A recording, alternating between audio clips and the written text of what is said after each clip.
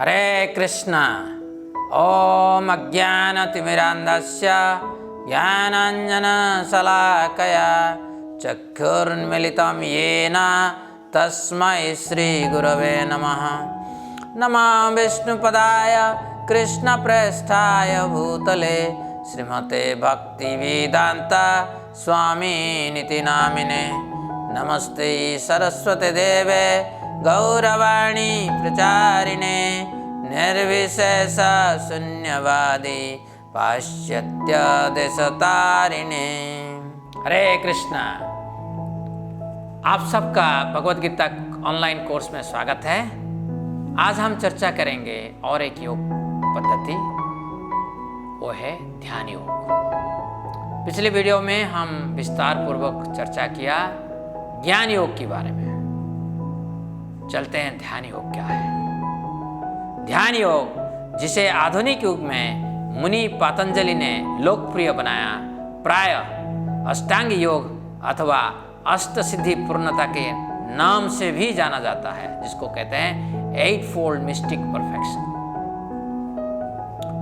अष्टांग योग। इस योग प्रणाली में एक साधु स्वयं को वायु गति के नियंत्रण से, ध्यान की नियामक प्रक्रियाओं, एकाग्रता तथा आसनों के माध्यम इत्यादि से सभी प्रकार की क्रियाओं से मुक्त कर लेता है। ध्यान योग जो है, उसको पालन करने के लिए हमें संपूर्ण रूप से आत्मसंयम करना चाहिए। कैसे आत्मसंयम करना चाहिए एक ध्यान योगी को, छठी अध्याय में भगवद गीता में श्री कृष्ण समझाते हैं। ध्यान योग की प्रक्रिया को कृष्ण भगवद गीता के छठे अध्याय में कुछ इस प्रकार वर्णित करते हैं।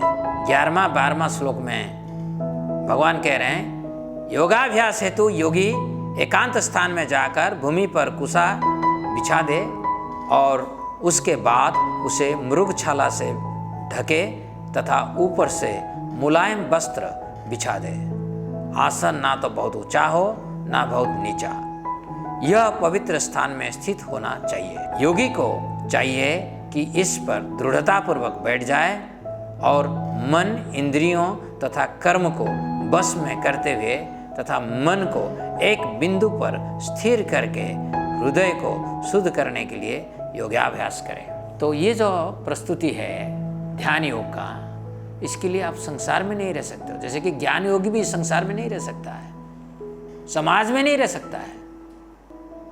समाज में हटकर ज्ञान योगी और ध्यान योगी को बाहर जाना पड़ेगा। अगले 2 श्लोक में भगवान श्री कृष्ण फिर कहते हैं, योगाभ्यास करने वाले को चाहिए कि वो अपने शरीर, गर्दन तथा सिर को सीधा रखे और नासिका के अगले सिरे पर दृष्टि लगाए। इस प्रकार वह अविचलित तथा दमित मन से भय रहित विषयी जीवन से पूर्णतया मुक्त होकर अपने हृदय में मेरा चिंतन करे और मुझे ही अपना चरम लक्ष्य बनाए। तो भगवान कृष्ण स्वयं कह रहे हैं, ध्यान योगी भी भगवान की चरणों में ध्यान करे। तो पहले तो भगवान कृष्ण क्या है ये तो समझ में आना चाहिए। और आगे जाकर भगवान कृष्ण उसी अध्याय में कह रहे हैं, इस प्रकार शरीर, मन तथा कर्म में निरंतर संयम का अभ्यास करते हुए संयमित मन वाले योगी को इस भौतिक अस्तित्व की समाप्ति पर भगवत धाम की प्राप्ति होती है। भगवत धाम को प्राप्ति करना, भगवत धाम क्या होता है मैं पहले ही बहुत बार बता चुका हूँ। ये क्या होता है? दिव्य होता है। न तद्भासयते सूर्य न शशांक न पावक।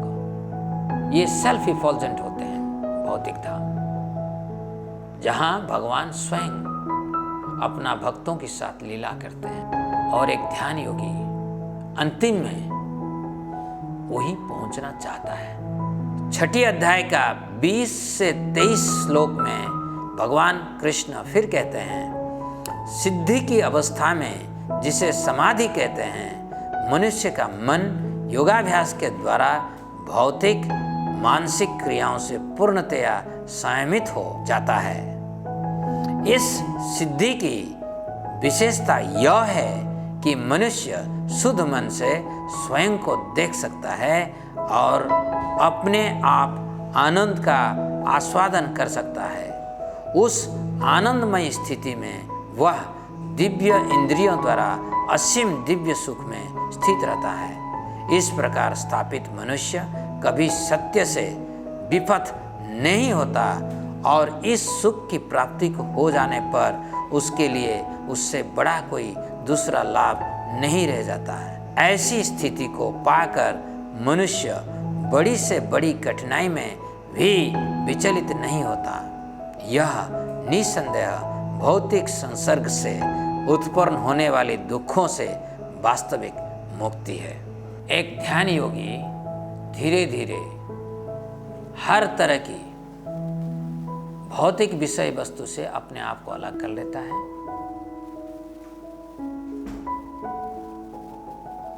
कुछ भौतिक विषय वस्तु जो होते हैं वो स्थूल रूप में हमें आकर्षित करता है, कोई सुख रूप में आकर्षित करता है। ये सबसे परे हो जाते हैं और दिव्यानंद को अनुभूति करते हैं। परंतु ये असलियत में इनको क्या होता है, ये ध्यान योग क्या होता है, मैं संक्षेप में थोड़ा सा बताता हूं क्योंकि ये बहुत बड़ा चर्चा की विषय वस्तु है। एक ध्यान योगी जो है अपने आप को इस संसार से संपूर्ण रूप से अलग कर लेता है, यानी कि वो इतने इंसुलेटेड है इस विषय दुनिया से कि विषय दुनिया के बारे में उनको कोई जानकारी, कोई सूचना प्राप्त नहीं होता है। फिर भी जब ध्यान में रहते हैं उनको बहुत सारे सूचना अपने आप ऐसे ही आ जाता है। उसमें कुछ दिव्य सूचना भी होता है और कुछ सूचना इस जड़ जगत के बारे में भी होता है। जब ऐसे सूचना उनकी अंदर आता है, फिर जब आंख खोल के देखते हैं कि यह सूचना सही है, तो फिर उनको लगता है ये सूचना कौन दिया हमको, क्योंकि तो ये भौतिक जड़ जगत से अपने आप को अलग कर चुके हैं। सूचना उनको कौन देता है? तो फिर उनको समझ में आता है उनके दिल में परमात्मा के रूप में भगवान निवास कर रहे हैं और वो परमात्मा उनको उस ज्ञान देते हैं, उस सूचना देते हैं। तो इसीलिए एक ध्यान योगी को परमात्मा की प्राप्ति होता है। श्री कृष्ण भावनामृत में परम लक्ष्य प्राप्ति होने के कारण अष्टांग योग का स्वतः ही अभ्यास हो जाता है। अष्टांग योग में यम, नियम, आसन, प्राणायाम, प्रत्याहार, धारण, ध्यान एवं समाधि की प्रक्रियाओं से क्रमिक उत्थान होता जाता है। अष्टांग योग के सभी लाभ भक्ति योग में प्राप्त किया जा सकता है, किंतु भक्ति योग द्वारा मानव जीवन के सर्वोच्च लक्ष्य कृष्ण के प्रति स्वाभाविक प्रेम प्राप्त किया जा सकता है। सुमित्रों, आप अगर भक्ति योग अभ्यास करते हैं, भगवत गीता की जो एसेंस है वो है भक्ति योग, क्योंकि भगवत गीता भगवान और उनकी भक्त के बीच में चर्चा हो रहा है तत्वों के बारे में। तो किस तत्व के बारे में चर्चा करेंगे, किस योग के बारे में चर्चा करेंगे भगवान अपने भक्तों के साथ? भक्ति योग। तो अध्याय 1 से अध्याय 18 तक भगवत गीता जो है वो सिर्फ भक्ति योग है, परंतु भिन्न भिन्न दृष्टि से हम भक्ति योग को महसूस कर सकते हैं। कभी नहीं सोचना चाहिए कि भक्ति योग में ज्ञान नहीं है, भक्ति योग में कर्म नहीं है, भक्ति योग में ध्यान नहीं है। नहीं, भक्ति योग में सब कुछ है।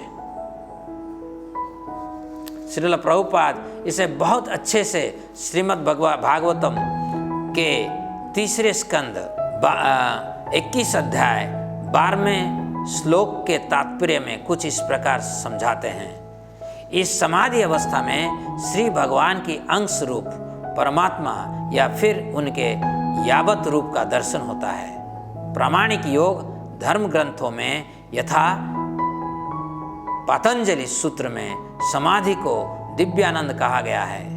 पतंजलि के ग्रंथों में योग की जो पद्धति वर्णित है वह प्रामाणिक है और आधुनिक तथाकथित योगियों ने अधिकारी विद्वानों के ग्रंथ को देखे बिना अपनी अपनी विधियां बना ली है, जो अत्यंत रोचक है। पतंजलि योग पद्धति को अष्टांग योग कहा जाता है। कभी कभी निर्विशेषवादी पतंजलि योग को दूषित कर देते हैं क्योंकि वे अद्वैतवादी हैं। पतंजलि ने बताया है कि जब आत्मा परमात्मा से मिलता है और उसे देखता है तो उसे दिव्य सुख मिलता है। यदि परमात्मा तथा व्यक्ति को अस्तित्व को मान लिया जाए तो निर्विशेषवादियों का अद्वैतवाद सिद्धांत स्वतः ध्वस्त हो जाता है। फलतः कुछ निर्विशेषवादी दार्शनिक पतंजलि विधि को तोड़ मरोड़ कर पूरी योग प्रक्रिया को दूषित कर देते हैं। श्रील प्रभुपाद की ये कहना है, मैं आत्मा हूँ, मैं एक छोटा सा कण हूँ, दिव्य कण हूँ और परमात्मा असीम है। मैं शाश्वत हूँ, परमात्मा भी शाश्वत है, हमारा बीच में एक रिश्ता है। अष्टांग योग में मैं अपने में स्थित होकर परमात्मा की दर्शन करता हूँ। तो ये अद्वैत नहीं है जैसे निर्विशेषवादी कहते हैं। ये अद्वैत हैं इसीलिए कि मैं परमात्मा का एक अंश हूँ, इसीलिए अद्वैत है। परंतु मेरा शाश्वत स्थायी रूप है और परमात्मा का भी शाश्वत स्थायी रूप है। योग प्रणालियों की सीमाएं। श्रीमद् भागवतम पहला स्कंद दूसरा अध्याय 11वें श्लोक में कहा गया है कि परम सत्य को 3 चरणों जो कि ब्रह्मन, परमात्मा एवं भगवान है में जाना जा सकता है।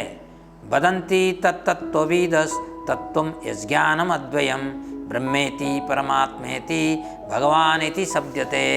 परम सच को जानने वाले विद्वान आध्यात्मवादी इस अद्वय तत्व को ब्रह्म, परमात्मा या भगवान के नाम से पुकारते हैं।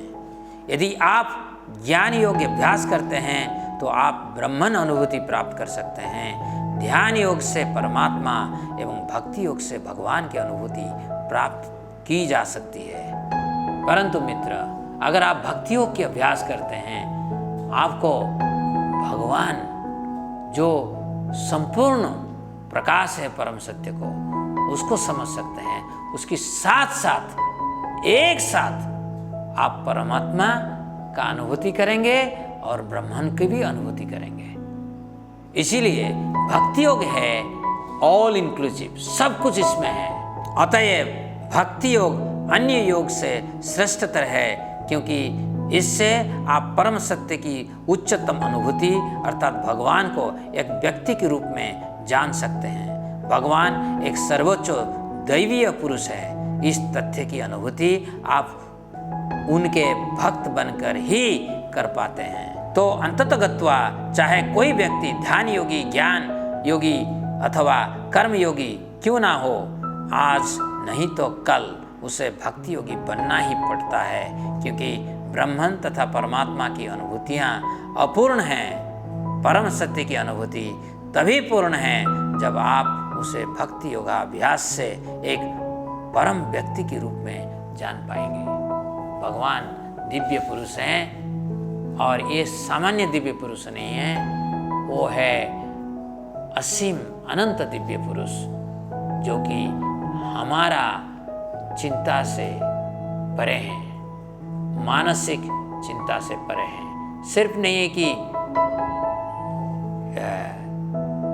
जड़ चेतना से परे है, जड़ चेतना से तो कोई भी दिव्यता परे है, परंतु जब मैं अपने आप को समझ लेता हूँ, मैं अपने आप को ब्रह्मन में स्थित करता हूँ, उस स्तर पर भी भगवान की व्यक्तित्व अचिंत्य है। श्री कृष्ण भगवद गीता 6 अध्याय 47 श्लोक में कहते हैं, योगिनाम अपि सर्वेषां मद्गतेनान्तरात्मना श्रद्धावान भजते यो माम सामे युक्ततमो मतः। और समस्त योगियों में से जो योगी अत्यंत श्रद्धापूर्वक मेरे परायण हैं, अपने अंतकरण में मेरे विषय में सोचता है और मेरी दिव्य प्रेमा भक्ति करता है, वह योग में मुझसे परम अंतरंग रूप में युक्त रहता है और सबों में सर्वोच्च है, यही मेरा मत है। तो भगवान श्री कृष्ण कर्म योग, ज्ञान योग, ध्यान योग, इस सब के बारे में वर्णन करने के बाद कह रहे हैं सबसे श्रेष्ठ योग जो है वो भक्ति योग। और आगे जाकर 7वें अध्याय से पूरे 18 अध्याय तक सिर्फ भक्ति के योग बारे में ही चर्चा होगा। और विशेष रूप से 7वें अध्याय से 12वें अध्याय तक सिर्फ भक्ति योग। श्री कृष्ण स्वयं यह घोषणा कर रहे हैं कि भक्ति योगी सभी योगियों में श्रेष्ठतम है। श्रील प्रभुपाद इसे भगवद गीता के श्लोक 10वें अध्याय 10 श्लोक के तात्पर्य में ये विस्तार रूप से समझाते हैं। जब मनुष्य लक्ष्य तो जानता है किंतु कर्म फल में लिप्त रहता है तो वह कर्मयोगी कहलाता है। यह जानते हुए कि लक्ष्य कृष्ण है, जब कोई कृष्ण को समझने हेतु चिंतन का सहारा लेता है तो वह ज्ञान योग में लीन होता है। किंतु जब वह लक्ष्य को जानकर कृष्ण भावनामृत तथा भक्ति में कृष्ण की खोज करता है तो वह भक्ति योगी या बुद्धि योगी बन जाता है। यही पूर्ण योग है। यह पूर्ण योग ही जीवन की सिद्धावस्था है। यानी कि अगर आप शुद्ध काय मन में भगवान की चिंतन कर पा रहे हैं, भगवान के चरणों में अपना स्तुति कर पा रहे हो, भगवान की शुद्ध भक्ति की शरण में आ जाते हो और भगवद गीता की अनुशासन को लेकर अपनी दिनचर्या को परिवर्तन कर देते हो तो आप सदैव सबसे उच्चा योग में हर समय स्थित होते हो। तो जो निष्कर्ष है, भक्ति योग सर्वोच्च योग प्रणाली है। अन्य सभी योग प्रणाली भक्ति में समाप्त होती है। यानी कि हम कर्म योग से अगर शुरू करते हैं भक्ति योग में जाते हैं, ज्ञान योग से शुरू करके भी भक्ति योग में जाते हैं, ध्यान योग से शुरू करके भी भक्ति योग में जाते हैं। यानी कि कोई भी योग प्रक्रिया आप शुरू करो, अंतिम में आपको भक्ति योग में ही शामिल होना पड़ेगा। जब एक कर्मी अपने कर्मों के परिणाम कृष्ण को प्रदान करता है वह एक कर्मयोगी बन जाता है। जो परिकल्पनाओं युक्त ज्ञान से आसक्त है लेकिन कृष्ण की ओर आत्मसमर्पण करने के लिए कदम उठाता है वह एक ज्ञान योगी है। जो परमात्मा पर ध्यान करता है पर यह जानता है कि केवल कृष्ण ही बुद्धि के स्रोत है वह एक ध्यान योगी है। जो भगवान की स्पष्ट भक्ति सेवा में संलग्न है वह एक भक्ति योगी है। तो मित्रों, इस अध्याय में हम 3 तरह की योग के बारे में चर्चा किए। पहला कर्मयोग के बारे में, उसके बाद ज्ञान योग और अंतिम में ध्यान योग के बारे में चर्चा किए। और आगे जाकर हम भक्ति योग के बारे में चर्चा करेंगे। हरे कृष्ण।